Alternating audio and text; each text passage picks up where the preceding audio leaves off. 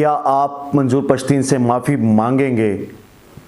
ऐसा ही सवाल मैंने एक नौजवान सहाफ़ी मखदूम शहाबुद्दीन से किया, क्योंकि 2 साल पहले या 3 साल पहले जब मंजूर पश्तीन की ये सारी तहरीक उठ रही थी, उसी टाइम मखदूम साहब ने मंजूर पश्तीन का इंटरव्यू भी किया था। उसके साथ साथ वो जब भी व्लॉग्स करते थे तो उनके ख़िलाफ़ वो खुल कर बोलते थे और उनको लगता था कि ये बंदा जो है वो एंटी स्टेट है। और मुझे उसी टाइम से लग रहा था और आज तक मुझे लग रहा है कि वो एंटी स्टेट नहीं है, बल्कि मुझे लगता नहीं है, मुझे यकीन है कि वो एंटी स्टेट नहीं है, बल्कि वो एक इदारे के शायद ख़िलाफ़ है। मैं जब पिछले दिनों मखदूम साहब से इंटरव्यू कर रहा था तो मैंने उनको कहा कि इससे पहले आप उनको गद्दार अगर आपने अपनी वीडियो में उनको कहा है और उसी गद्दार के साथ साथ अगर आपने उनको उसी टाइम वो कहा था, अभी आप जो जिन लोगों पे तनकीद करते हैं वो शायद इमरान खान की मोहब्बत में है या जो भी है, लेकिन उन पर जो आप तनकीद करते हैं तो क्या अभी मैं आपको गद्दार कहूँगा?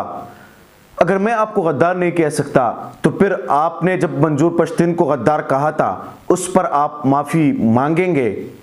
लेकिन इसको उनका आप बड़ापन कहें या जो भी कहे, लेकिन जो अब इस मैं जो आप लोगों के सामने क्लिप जो है एक वीडियो का वो मैं आप लोगों के साथ शेयर करूंगा, उसमें मखदूम साहब ने वो सवाल का जिक्र किया है कि मैंने जो सवाल उनसे किया था।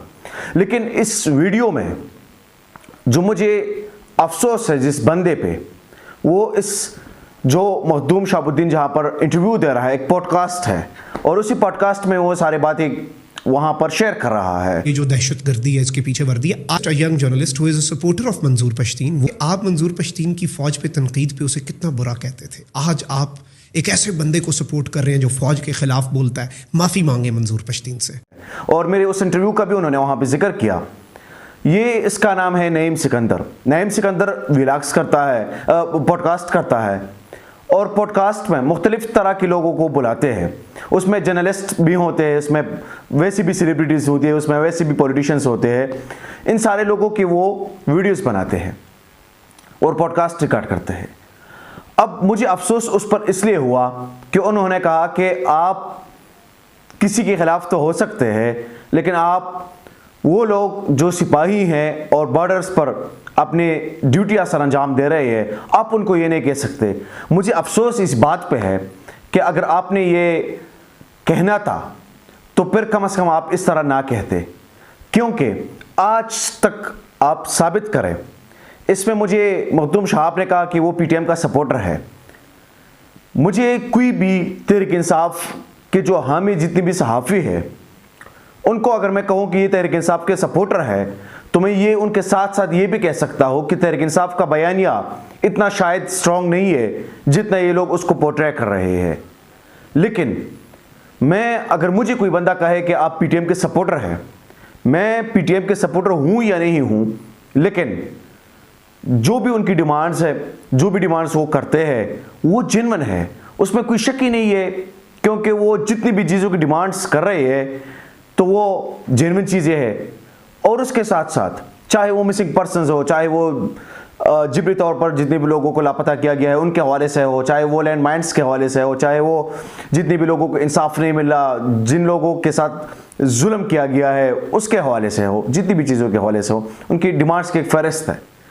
उसके हवाले से मैं उनको कह सकता हूँ कि जेन्युइन है। दूसरा ये कि उनका जो सरबराह है मंजूर अहमद पश्तीन, उस पर भी मैं कोई ऐसे तनकीद नहीं कर सकता।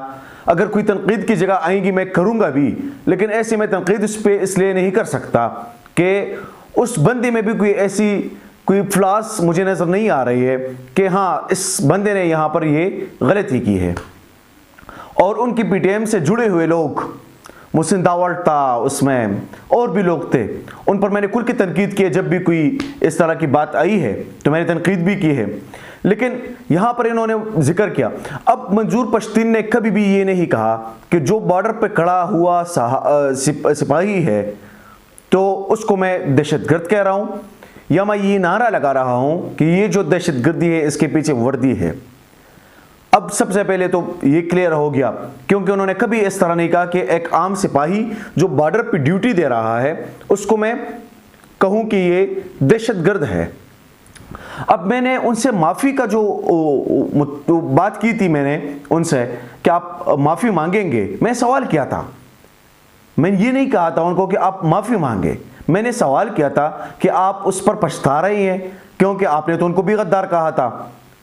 तो अगर आपने किसी को गद्दार कहा है और बाद में आपको रियलाइज भी हो रहा है कि वो इस तरह नहीं था, और इस पॉडकास्ट में उन्होंने इस चीज़ का जिक्र भी किया, इस सवाल में जिक्र किया है, इस जो क्लिप है इसमें जिक्र किया है उन्होंने कि हाँ, मैं जिन लोगों को फरिश्ता समझ रहा था वो फरिश्ते नहीं थे, जिन लोगों को मैं बहुत अच्छा समझ रहा था वो बहुत अच्छे लोग नहीं थे, लेकिन मैं तो समझ रहा था।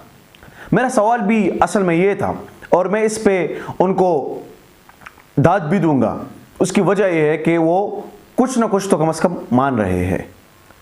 और अगर फॉर एग्जांपल कल के लिए अगर ये बंदा कुछ करता है तो मैं इसके खिलाफ भी बोलूँगा, बल्कि खुल के बोलूँगा, क्योंकि मेरा तो किसी चीज़ के साथ मफाद ही नहीं जुड़ा है। मैं तो किसी चीज़ के लालच में ही नहीं हूँ। अगर मैं किसी चीज़ के लालच में होता तो शायद इनकी इस तहरीक को मैं बिल्कुल ही सपोर्ट नहीं करता, उसकी कोई तुक ही नहीं बनती थी। उसकी वजह यह है कि वो तहरीक जो आम लोग जो मजदूरी करते हैं और जो अपनी दिहाड़ी करते हैं, वो लोग अपने पैसे लाके उसी तहरीक में दे रहे हैं। तो मेरा उनसे तो कोई लालच हो ही नहीं सकता। मेरा अगर लालच होता फिर मैं किसी पॉलिटिकल पार्टी को सपोर्ट करता और उसी पॉलिटिकल पार्टी की बयानी को सपोर्ट करता, और उनके लिए मैं बहुत ज़्यादा कवर भी करता और उनके जलसे जुलूसों में, उन सारी चीज़ों में बड़ा एक्टिव भी होता। लेकिन वो मेरी लालच तो नहीं है, क्योंकि मेरा पैशन है, मैं अपने पैशन के साथ कर रहा हूँ। अब सबसे बड़ा सवाल इसमें यह है, जो मैं पूरी बात करने जा रहा हूँ, कि कभी भी मंजूर अहमद पश्तीन ने ये नहीं कहा कि मैं एक आम सिपाही के ख़िलाफ़ हूँ या मैं उनके ख़िलाफ़ तहरीक चला रहा हूँ। वो जब भी बात करते हैं वो ज़्यादातर तो नाम ही मेंशन करते हैं कि इन लोगों ने ये कहा है। अब वो बातें जो पिछले अरसे में वो मंजूर पश्तीन कर रहा था, आज जो इमरान खान कर रहा है, मसला अलमिया यहाँ पर यह है कि वो उनको अब खान साहब की बातें ठीक लग रही है और उनकी बातें उनको गलत लग रही थी। फ़र्क तो कोई नहीं है ना, ठीक है। फ़र्क अगर होता तो फिर तो शायद ये लोग इतने हार्ड लाइन पे नहीं जाते। मैंने जो इन दिनों में इन लोगों की जो इंटरव्यूज़ देखे हैं और इस तरह की चीज़ें मैं देखता हूँ, पीटीआई से जो जिन लोगों का ताल्लुक़ है, मैं उनको भी जब देखता हूँ, वो जिस तरह की बातें कर रहे होते हैं, वो बातें इससे पहले मैंने कभी भी नहीं सुनी कि किसी ने इस तरह की बातें की है। लेकिन आजकल वो करते हैं, उनको ठीक लगेगा, उनकी अपनी मर्ज़ी है, उनका अपना ओपिनियन है। लेकिन मेरी सारी बात यहाँ पर ख़त्म होती है कि एंटी एस्टेब्लिशमेंट होना और एक जमहूरी सेटअप को सपोर्ट करना, इससे बड़ी अच्छी बात न किसी पॉलिटिशियन के लिए हो सकती है, न किसी वकीलों के लिए हो सकती है, न किसी सहाफ़ी के लिए हो सकती है।